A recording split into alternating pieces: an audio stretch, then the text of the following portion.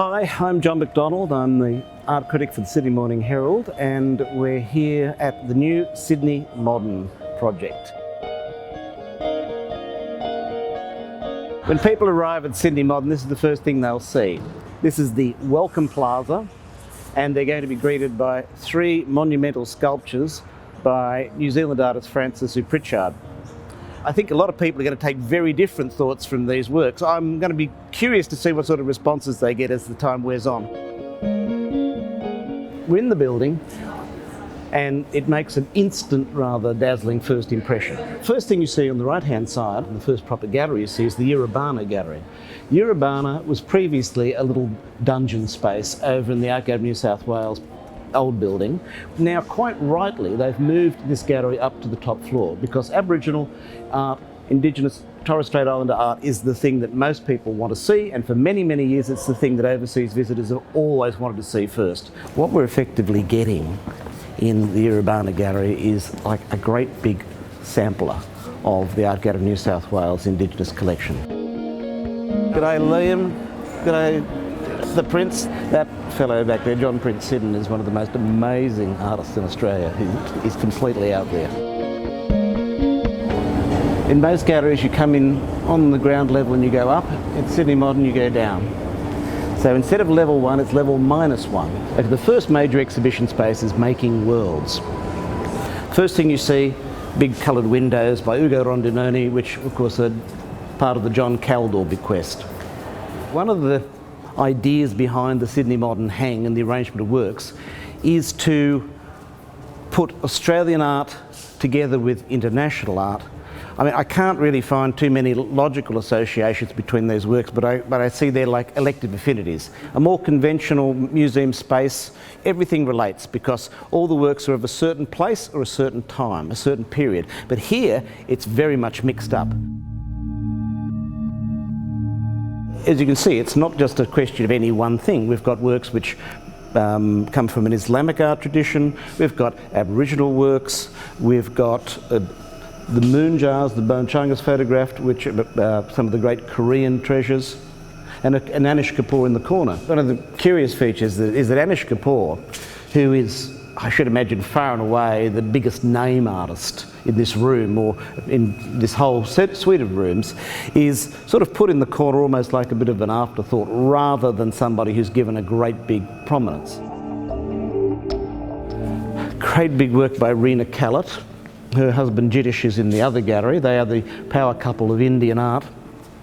They seem to be having shows at major galleries around the world at any one time, facing off against our own Ben Quilty. And I mean, one can hardly imagine the gallery would have opened without something by Ben. He's been so closely associated with the Art Gallery of New South Wales for the last 10 years or so. This is one of the major installations and attractions, Kim Soo-ja's Archive of Mind. Visitors can come, grab the clay, and somebody will be raking it out with a long stick, and then sit there and manipulate the clay and make things which then go back into the centre of the table. When people come in and they see this, the first thing they will do will be to grab a piece of clay and start manipulating it. It's going to work. Also, this particular room, well, it has the most panoramic views of pretty much anywhere in the gallery. We've got the great big Murakami work purchased a few years ago for as yet undisclosed sum. I've never been a fan. If we turn around here, again we're looking back out to the harbour, but what I don't quite understand is this whopping big cylinder in the cafe. I mean, you've got all the kitchen stuff and everything in there for the cafe, but it really blocks what would be a more panoramic view of the harbour. But you get this enormous video called Ground Loop by Lisa Rehana. She's been a boom artist in recent years, and I'm really always interested to see anything new that she does. One of the big innovations, for the first time ever, the Art Gallery of New South Wales has a dedicated space devoted to time-based art. I mean, if you want to watch this film, it's going to take some time. You can't do it at a glance. It's for people to sit and watch and take it all in. And a lot of contemporary art expects you to spend that time. This is the closest thing, I think, in the whole gallery to an actual exhibition. It's called Dream Home. It's put together, I think, by Justin Payton, who's a senior international curator here.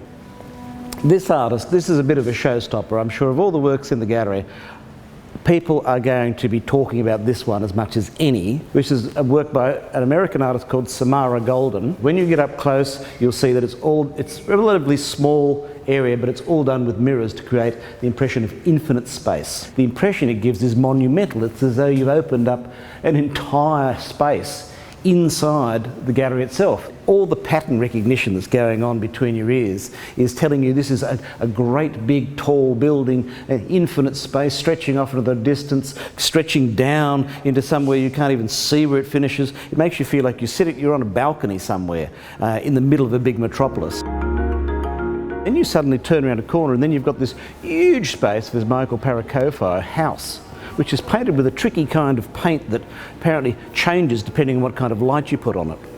And it's a very neat piece. He's a big favourite here, Michael Parakofi, who New Zealand artist, of course. It's a little bit model making for my taste. I feel like the thing is very conceptually organised. It's clever, but it's a little bit too sleek and chic. Now this is one of the unique features, and indeed one of the selling points of Sydney Modern is this, because of its previous orientation over a lot of oil tanks which we used to store fuel during World War II, you're left with this great empty cavernous area, 2,200 square metres below the building. I mean, this looks like something dead. It looks like something taken out of the freezer. It looks like something fossilised. And the way there they are hanging by ropes in these industrial things, like displays as well, or as though they're things that have been salvaged from a pit. I mean, what's interesting for me is also the contrast, that you're upstairs in this big, bright, airy Sydney Modern space, and then you come down here and you're really plunged into the darkness. And you're plunged not just into the darkness literally, but into this ambiguous, monstrous world.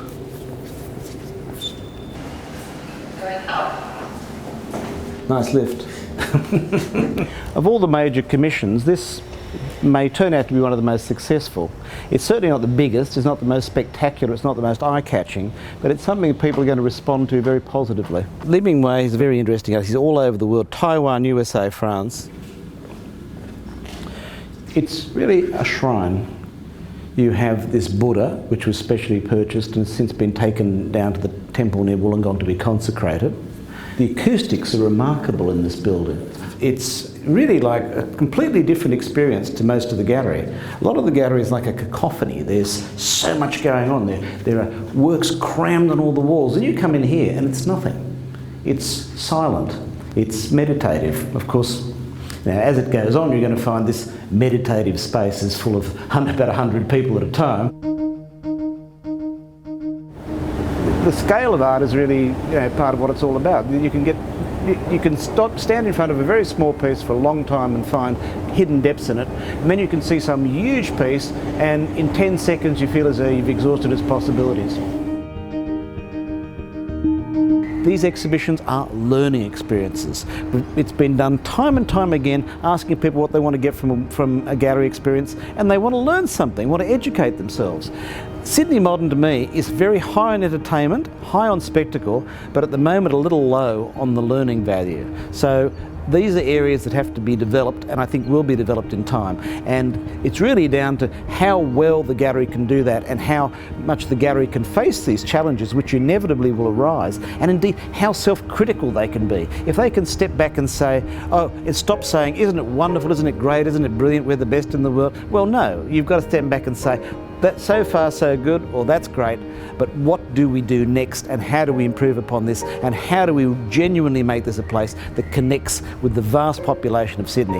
Those are the challenges to be met, and I only hope that they can meet them.